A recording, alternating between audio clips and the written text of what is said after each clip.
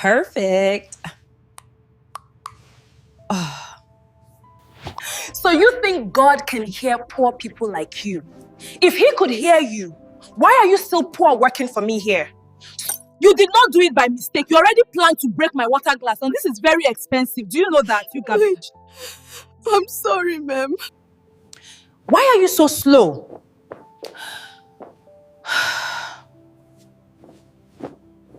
Amanda was a 20-year-old girl who lived in one of the most beautiful houses in Lagos, Nigeria. It was a mansion so big that people passing by would stop and stare. Inside that house, everything spoke of wealth. Shiny floors, expensive furniture, large mirrors, and rooms that were bigger than some people's homes. But in the middle of all that luxury lived a girl who had never been taught kindness. From the day Amanda was born, her parents treated her like a queen, calling her our princess, giving her everything she asked for without question, and never correcting her behavior, no matter how wrong it was. As she grew older, Amanda became proud, lazy, and cruel. She spent most of her time lying on her bed, scrolling through her phone, laughing at videos, or standing in front of the mirror, admiring her beauty, while someone else did all the work for her.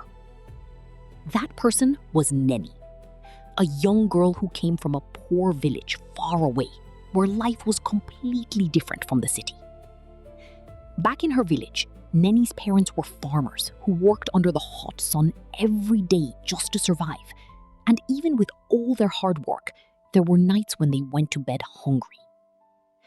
So at the age of 16, Nenny made a painful decision to leave her home and travel to Lagos to find work, hoping she could send money back to her parents and give them a better life.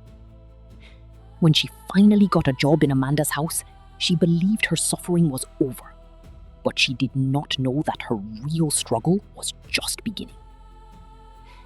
From the very first day she introduced herself and explained her story, Amanda listened carefully, and instead of feeling pity, she saw weakness.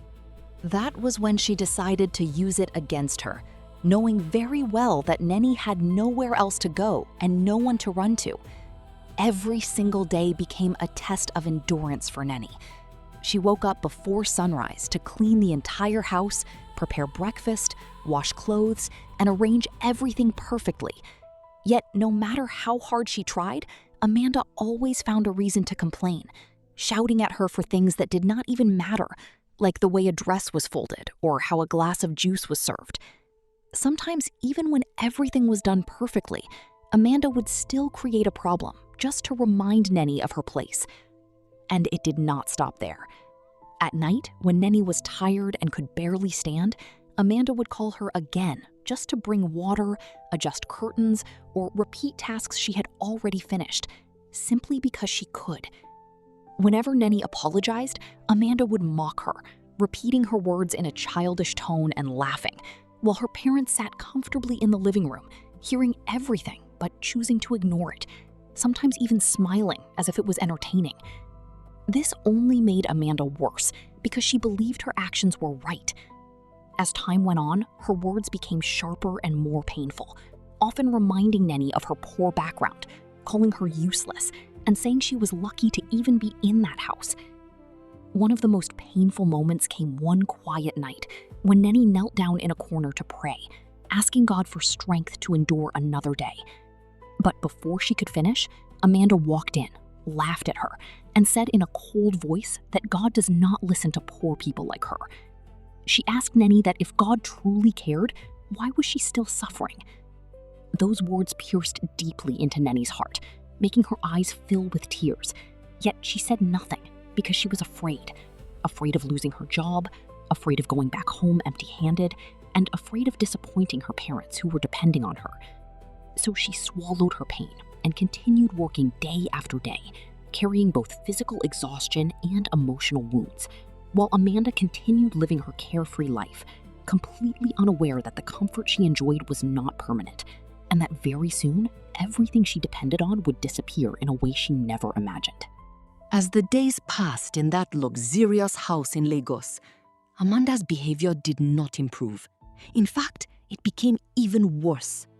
The more her parents ignored her actions, the more powerful she felt. She no longer hid her cruelty. She expressed it openly, boldly, and without any guilt, turning Neni's life into a daily nightmare.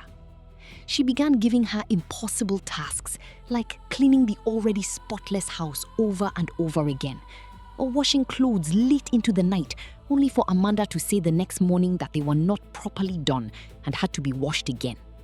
Sometimes she would deliberately spill food or drop items on the floor just to watch Neni rush to clean it, standing there with a cold smile, as if she enjoyed the suffering she caused. While all this was happening, Neni grew weaker and more exhausted. Her hands became rough and her body constantly ached, yet she kept going because she had no choice. One afternoon, under the hot Lagos sun, Amanda ordered Neni to wash all the cars in the compound, even though there were many of them and the work was clearly too much for one person. But Neni said nothing. She simply carried the bucket and began walking slowly, sweat running down her face as her strength faded with each movement. Soon, her hands began to shake, and suddenly she slipped and fell.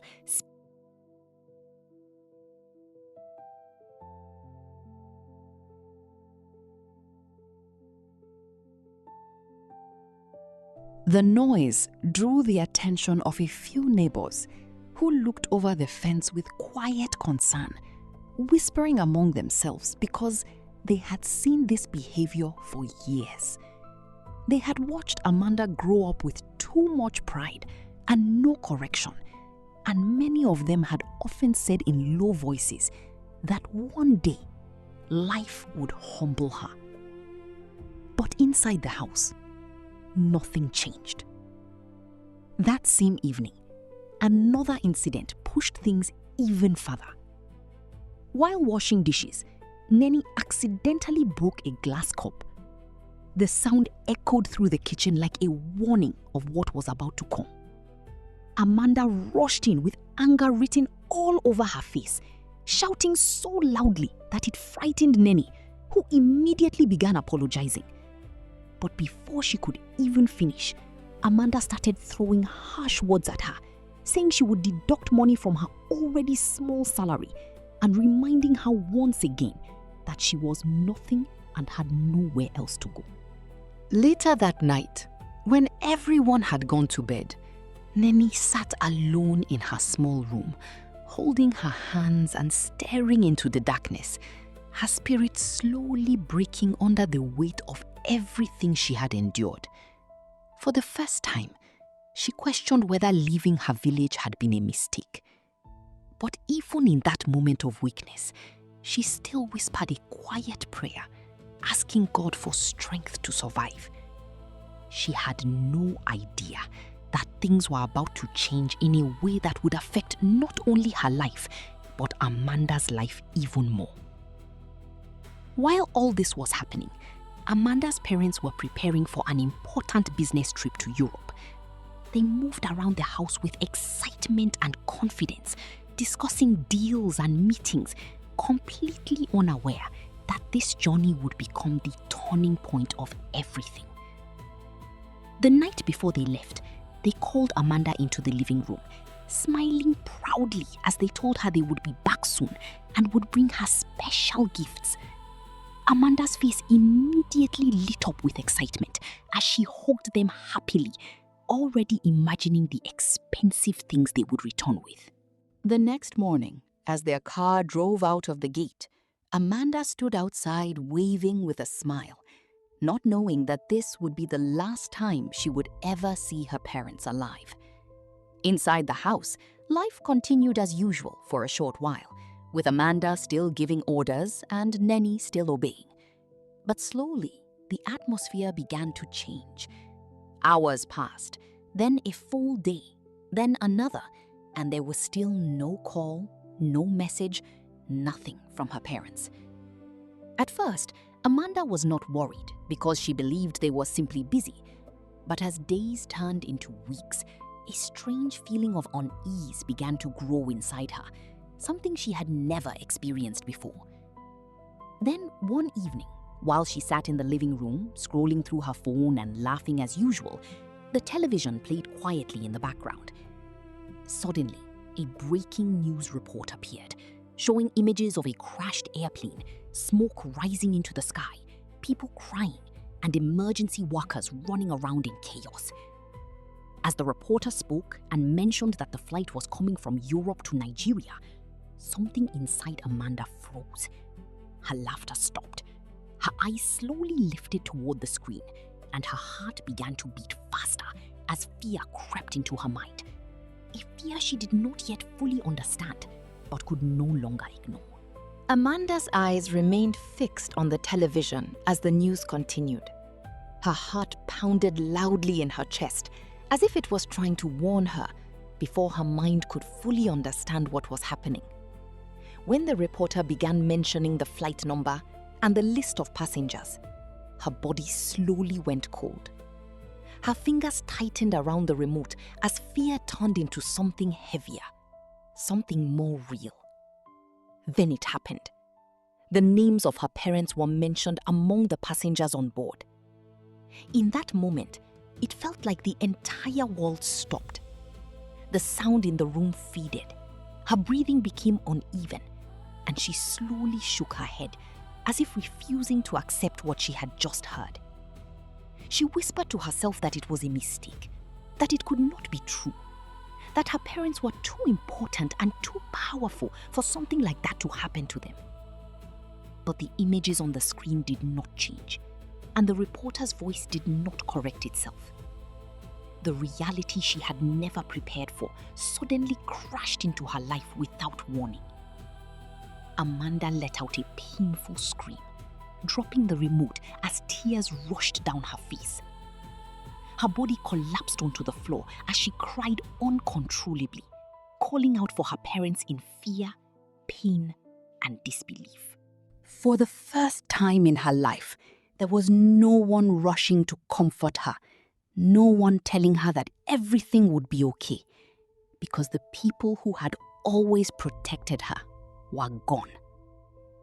In the middle of her crying, she turned slightly and saw Nenny standing quietly at the doorway, shocked by what she had just heard. Nenny's eyes slowly filled with tears, not because Amanda had treated her kindly, but because she was human and understood pain and loss. Even after everything Amanda had done to her, her heart still felt heavy seeing her suffer like this. Slowly, Nenny took a step forward, as if she wanted to comfort her, but Amanda's mind was still trapped in pride and confusion. She could not accept comfort from someone she had always looked down on, so she turned away and curled into herself, choosing to suffer alone rather than accept kindness from the person she had hurt the most. The days that followed were filled with silence. The house that had once been full of noise, laughter, and luxury now felt cold and empty. Every corner reminded Amanda of her parents, and every object carried memories she could not escape. Soon, reality became even harsher. One morning, a group of well-dressed men arrived at the house, carrying documents and speaking in serious voices. They asked to see Amanda. Confused and emotionally drained, she came downstairs to meet them. The men explained that the house and many of her parents' properties were not fully paid for. There were debts, unfinished agreements, and legal problems she knew nothing about because her parents had handled everything without ever teaching her how life truly worked. Before Amanda could fully understand what was happening, the men began showing papers and explaining procedures, calmly informing her that the house would be repossessed and that she no longer had the right to stay there. Amanda stood frozen in shock as her life continued collapsing before her eyes. Within a short time, her belongings were packed and she was forced to leave the mansion she once believed would always belong to her. carrying only a few bags and a small amount of money, Amanda stepped outside the gates not as a princess, but as someone who had lost everything. Nenny stood quietly nearby, also affected by the sudden change, but far more prepared for hardship than Amanda. As the giant gate slowly closed behind them, Amanda turned back one last time, tears filling her eyes as she realized too late that the life she once took for granted was gone forever. With nowhere else to go, Amanda decided to stay with a friend she had known from her rich social life. This friend had always admired Amanda's lifestyle and enjoyed being around her when life was full of luxury and fun. At first, the friend welcomed her warmly, offering her a place to sleep and speaking kindly to her, which gave Amanda a small sense of relief. But that comfort did not last long. Reality quickly began showing itself in ways Amanda had never experienced before. She soon realized that life outside her parents' mansion required effort, responsibility, and contribution, things she had never been taught. Even though she still had a small amount of money left, Amanda continued living the only way she knew. Every day, she bought expensive restaurant food instead of cooking or saving money, believing deep down that somehow things would work themselves out. But the money disappeared faster than she expected. As the days passed, tension slowly began growing inside the small apartment because Amanda was not helping with anything. She was not contributing toward rent, food, or even simple household chores. Instead, she spent most of her time lying down, scrolling through her phone, just like she used to do back home. One evening, her friend finally became serious. She explained that she could not continue carrying all the responsibilities alone and told Amanda that she needed to start helping herself or find another place to stay. Those words hit Amanda painfully because for the first time in her life, someone was holding her accountable. Desperate, Amanda began calling other friends she once laughed and partied with, hoping someone would help her. But one by one, they rejected her. Some ignored her calls completely, while others gave excuses and avoided her. With every rejection, Amanda felt another piece of her pride breaking apart. Slowly, she began understanding that the friendships she once believed were real had only existed because of her wealth and status. Eventually, the day came when her friend asked her to leave the apartment. Amanda packed her few remaining belongings once again and stepped outside, with nowhere left to go. Fear and desperation completely replaced the pride she once carried. As she stood alone thinking about what to do next, one name entered her mind. Nenny. The same girl she had insulted, humiliated, and treated like nothing. At first, Amanda hesitated because her pride was still fighting against her desperation. But loneliness, hunger, and reality were stronger.